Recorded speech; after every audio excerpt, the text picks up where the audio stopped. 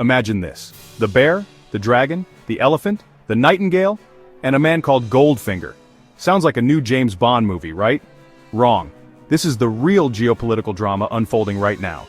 Brazil, Russia, India, China, and Iran, the BRICS nations, face-to-face with Donald Trump, the ultimate Goldfinger, in a high-stakes summit in Alaska. And the stakes? Nothing less than the future of the world order. Today we're diving into the inside story. What's really happening behind closed doors, why Putin is risking everything by meeting Trump in Alaska, and how BRICS might flip the global chessboard. Stick with me, because by the end of this video, you'll see why this summit could either reshape the planet or collapse into farce.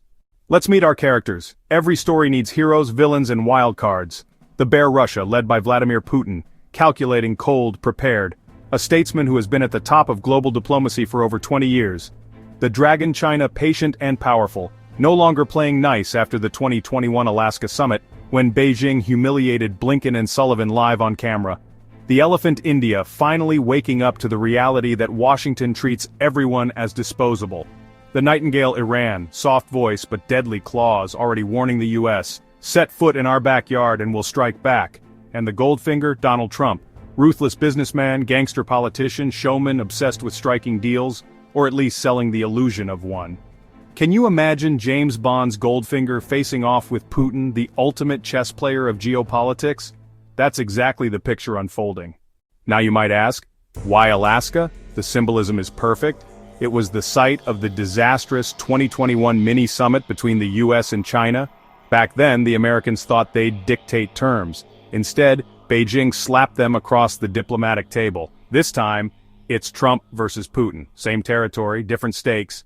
Here's the kicker. Russia's top aide, Yuri Ushakov, revealed the only clue about Alaska. He said, "The Americans presented a proposal we judged acceptable." That means Putin saw something in Trump's offer worth risking the trip. Think about that. Putin is walking into enemy territory. American soil, crawling with hostile actors, intelligence traps, and risks of sabotage. He wouldn't do it unless there's a serious card on the table. So what cards does Trump bring to the table? Honestly, almost none. Trump is desperate. He needs a win, a photo op, a PR spin to tell Americans he's making peace. His domestic enemies are circling. Even his own MAGA base is split on his foreign policy.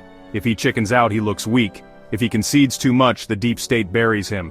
Now Putin holds all the cards. Russia's position has been crystal clear since 2022. No NATO expansion, neutral Ukraine, demilitarization, security guarantees, these aren't negotiable. And the war on the battlefield is shifting Russia's way. From Moscow's perspective, they lose nothing by talking, and they win more territory if talks fail. So, Trump needs this meeting, Putin doesn't. That imbalance sets the stage. But remember, Putin isn't just representing Russia, he's walking into Alaska with BRICS at his back. Why does this matter? Because Washington isn't fighting Russia alone. It's fighting an entire coalition. Brazil, Russia, India, China, Iran. Together they control massive energy reserves, food supplies, manufacturing, and global trade corridors. And Trump has been threatening all of them with tariffs and secondary sanctions. He wants India to stop buying Russian oil. He wants Brazil to drop its agriculture exports. He wants China to cave on trade. He wants Iran isolated forever. But instead of breaking them apart, he's pushing them closer together. That's the nightmare scenario for Washington. A united BRICS front, and Putin knows it. So, what exactly is on the table in Alaska? 3 possibilities. Photo op diplomacy. Trump gets his handshake, declares victory, sells it as peace in our time. But nothing changes. A partial deal. Maybe an agreement not to sanction BRICS partners like India and China for trading with Russia. This would be a huge win for Putin, protecting his allies while giving Trump a talking point. Total collapse. The summit goes off the rails like Anchorage 2021. Putin lectures Trump, Trump storms out, and the whole thing derails in minutes. Which one will it be? Well, let's just say Putin's team is prepared for all 3. Let's cut to the chase. Trump doesn't care about Ukraine, he doesn't care about NATO, he doesn't even care about Europe. What he really wants is business, specifically in the Arctic. Oil, gas, energy deals worth trillions. The Arctic is opening up as a new trade route, the Northern Sea Route. Faster and cheaper than the Suez Canal, controlled by Russia with a fleet of nuclear icebreakers. For Trump, this is the golden prize. If he can convince Putin to let American companies in, he'll call it the deal of the century. But here's the problem. Russia will never allow the US into its Arctic backyard. It's a matter of national security. The Northern Sea Route isn't just about trade, it's about survival, and Putin isn't selling that to Goldfinger. So, what's the bigger picture here? This summit isn't just about Alaska, it's about a reset of global power. Russia and China are already building a Eurasian security architecture without the West. BRICS is expanding, creating alternatives to the dollar system. Europe is stuck in a forever war they can't win.